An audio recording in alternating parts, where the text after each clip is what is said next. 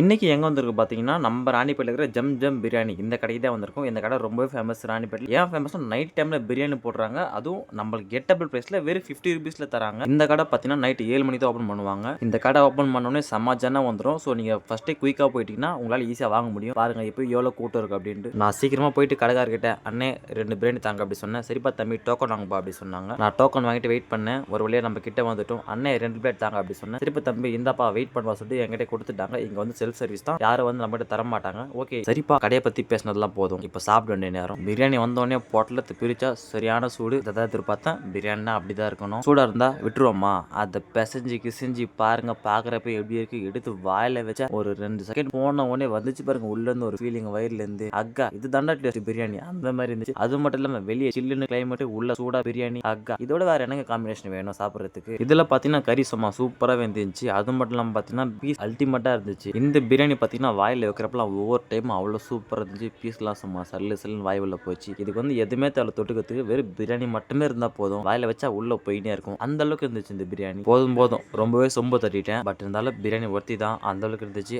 அது மட்டும் இல்லாமல் நீங்கள் ராணிப்பேட்டையா இருந்து இந்த கடையில் சாப்பிட்டுருந்தீங்கன்னா கீழே கமெண்ட் பண்ணுங்க. நானும் பார்த்து தெரிஞ்சுக்கிறேன். ஓகே டைம் ஆயிடுச்சு. நாளைக்கு வேற வீடியோவில் பார்க்குறேன். டாடா பாய் பாய்.